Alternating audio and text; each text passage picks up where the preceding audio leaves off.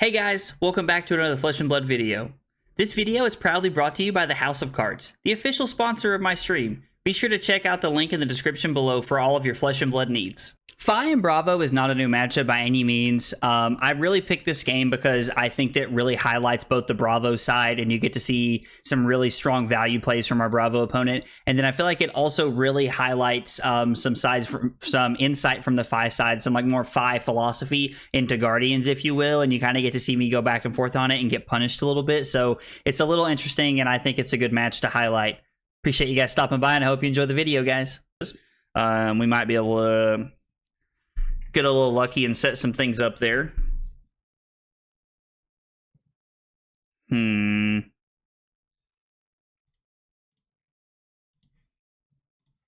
probably looking to arsenal my Flamecall Awakening here. Try to set up a bigger turn. We can try to set up a bigger turn with a Flamecall Awakening where we get to, like, 7 or 8 chain links here. Be pretty good for us. Plus, I guess I could just play it as a 1 for 3. Arsenal the Empowerment. Empowerment's a pretty good card to have in Arsenal. It's going to be for 2. I'm curious to see how they do this. I've committed to just putting the Flamecall Awakening in my Arsenal. Alright, Bravo. Their hand must be pretty good if they're just committing to taking all of this. Okay, so they have CNC Pummel, which is not great for us.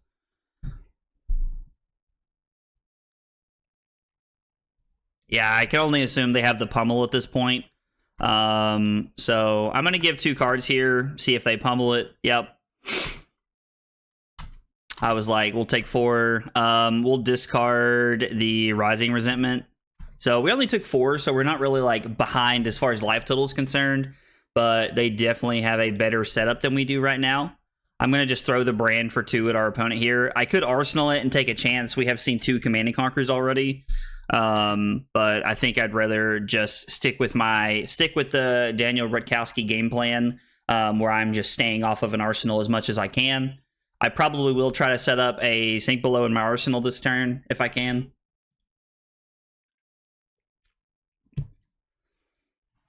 Yeah, so this is just 7. Like, this just says 7. So right now we're looking at Soaring Strike, Spreading Flames, Activate 5 for 2, Arsenal so 4, 7, 9, and then Arsenal. We're taking 7 to serve 9 here. Generally not a good trade against Bravo. Like, you only really get 1 or 2 turns, in my opinion, where you can just say no blocks. And just take the damage. And you generally want it to be like a disable when it doesn't matter, or like a hammer or something like that. So the 0 for 4 defense reactions give them a pretty decent like leg up in this matchup.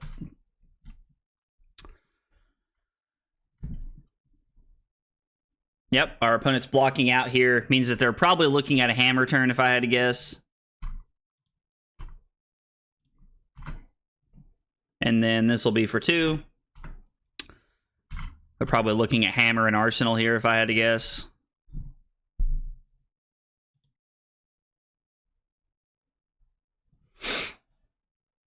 Okay, so I could put the Soulbead Strike on the bottom if I wanted to. I could also just be okay with Kodachi, Spreading Flames, Lava Vein Loyalty, Rising Resentment, Phoenix Flame, and then go get Mask of the Pouncing Lynx if I wanted to this turn. I have to go to 23 to be able to do this, which is fine. Like, I don't think that's the end of the world.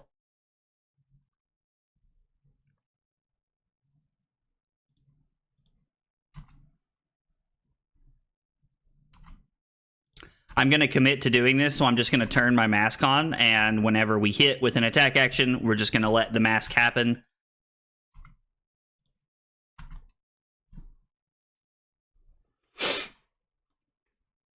I mean, unless their hand's really good, they'll probably give us 2 or 3 cards to block with here.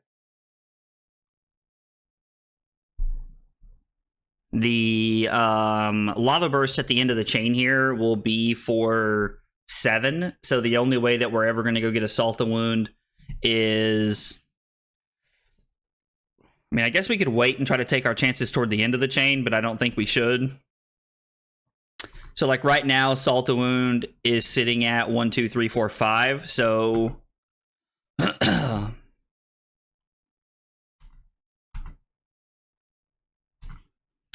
yeah, we'll just go ahead and use it, and we'll get a Lava Burst. Rising Resentment for 3. Phoenix Flame's going to be for 2, and then Lava Burst will be for 7.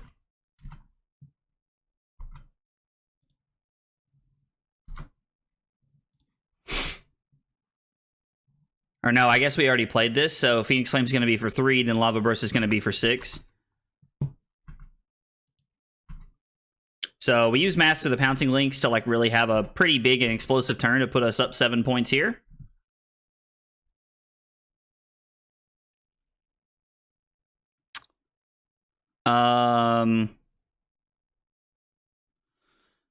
So if I go sink below, my turn is Kodachi, Brand, Kodachi, Phoenix Flame, Snatch, which is not bad.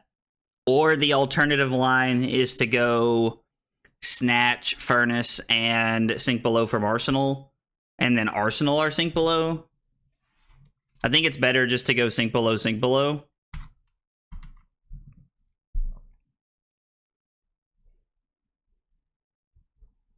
I don't like that we're only up 7 points and they still have all their equipment. Tells me that they're definitely like an experienced Bravo player.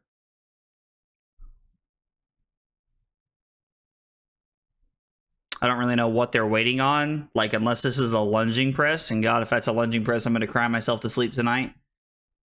I've seen Bravos play the lunging press, but I've never actually ran into it. I mean, lunging press command and conquer is kind of cool, like in certain situations. But again,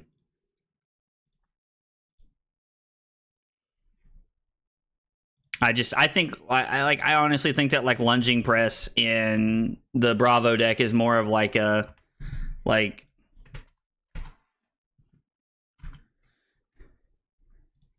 check you to make sure that like you're just like playing consistently. Like, I don't know. It seems more like a meme than it does anything.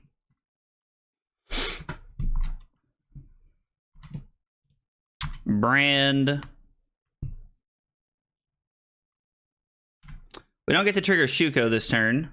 Okay, so they give us their first piece of equipment there because they're looking to turn on some kind of crush effect here. And they know that they don't have to stop Mask of Momentum. I really don't think Mask of Momentum is the way to go in this matchup. If you guys disagree, I'm more than happy to hear about why you disagree with that. But I don't think that Mask of Momentum is the way to go. They're just going to give us Tech Plating and Crater Fist here. Oh, no, they have a sink below? Okay, I guess they were saying I'll just sit on it and arsenal it. If you don't present something worth blocking.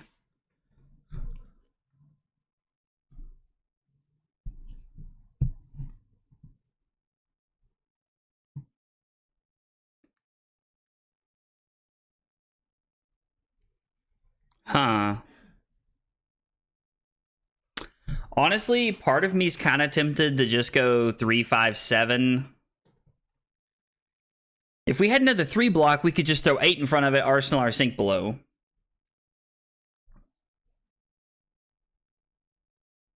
I kind of want to get our sink below and our arsenal here. The only way to do that is to just give up.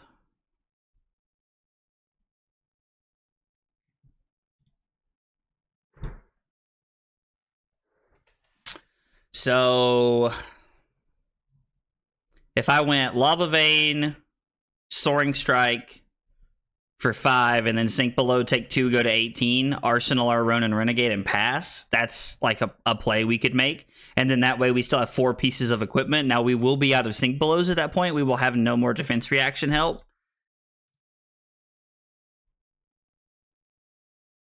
Wait, what?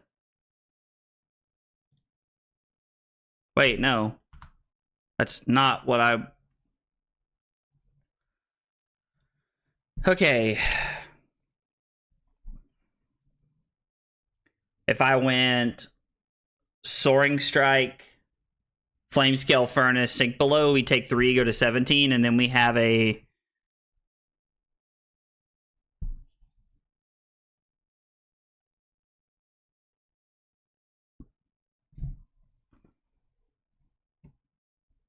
And then from there, we have a 5-point turn.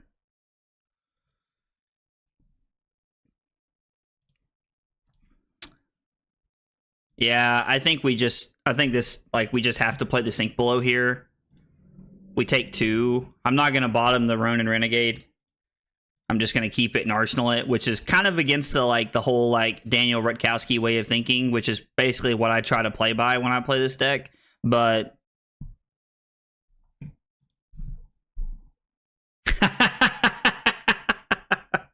yeah. All right. Well, immediately punished. So Spreading Flame. So Kodachi, Spreading Flames, Brand.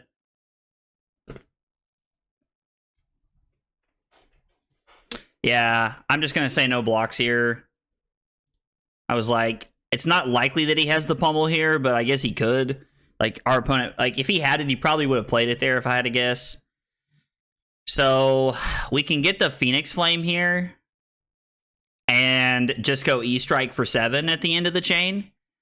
Or we can throw the Phoenix Flame for 3 and then arsenal the E-Strike. Again, we're making another decision that goes against the Daniel Rutkowski way of thinking.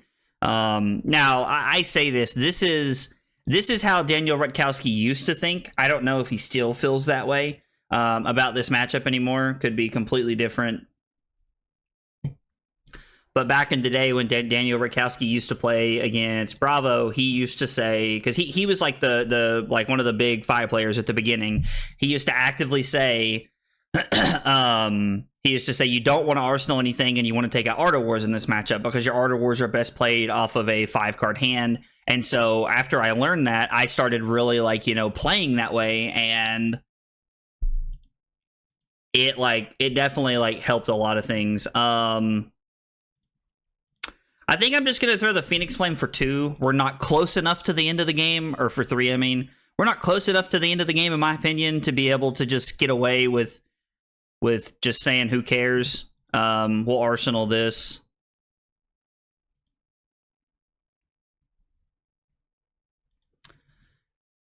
So this is Hammer for 6. Okay, so Breaking Point is just a 1 for 5 at this point. That's all that card is. So, right now, our opponent has 3, 4, 5 points of equipment block left.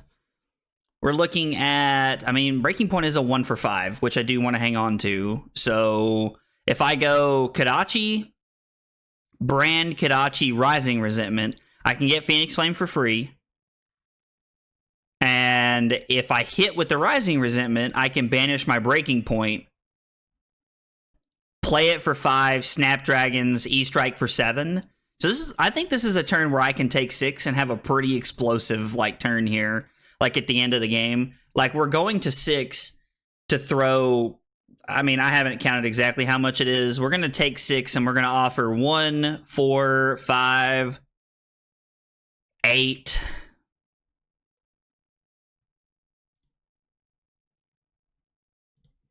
I guess it changes and varies depending on what hits where and what we're looking at, because it appears that our opponent has a pretty good hand and wants to keep it. They're playing around potential Salt to Wound trigger effects here, which I think is pretty smart. I'm pretty much just going to use Snapdragons at this point during the game to just try and make sure that we're getting cards out of their hand.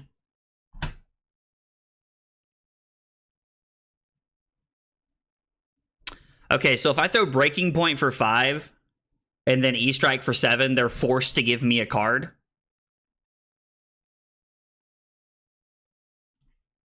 I think that's worth.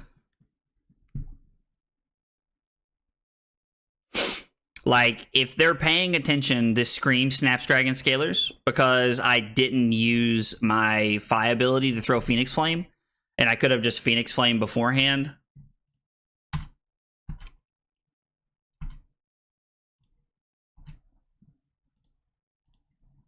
And we'll come in for 7. This actually requires 2 cards from their hand, and I wasn't really thinking about that. So for this game in particular, there are 3 things that I really want to talk about. The first one is that very early on in the game, you get to see the power of Command & Conquer Pummel and how it kind of put me on the back foot a little bit. Now, did it like blow me out and like, you know, completely in my turn or anything? Like, no, it wasn't like, you know, backbreaking. It didn't give them total tempo or anything. But you get to see the real power of Command & Conquer and Pummel paired together there. The second thing that I want to talk about is Breaking Point. You get to see Breaking Point at the end of the game like really have like a pretty big value swing for me and put me in the driver's seat, also having access to my Snapdragon scalers. But I wasn't really sure on Breaking Point at first. I'm not really sure if the Command & Conquer effect is what I'm after or if I just like it for the 1 for 5 aspect. The third thing that I want to talk about is so during the match I talked about Daniel Rutkowski's like, you know, philosophy on playing Fai into Guardian and how you're trying to play around Command & Conquer. You want to take out your Art of Wars and you just want to play aggressively and play your 4-card hands. So when we talk about that, there was a turn where I ended up having 1 card in my hand and then I arsenaled it. Now there was only 1 Command & Conquer in their deck left in their deck, so I took a very calculated risk, but you see that they had Command & Conquer on that following turn and I immediately got punished for arsenaling a card instead of throwing it at them. So I talk about this to point out that I think that if you have a game plan and you decide to stick with it, don't waffle. Stick with that game plan. You will win more games sticking with that game plan. As always, if you guys saw something that I missed during the match, let me know. I'd love to hear about it. I appreciate you guys watching. If you like the video, be sure to like and subscribe for more content. I'll see you guys next time. Take it easy, guys.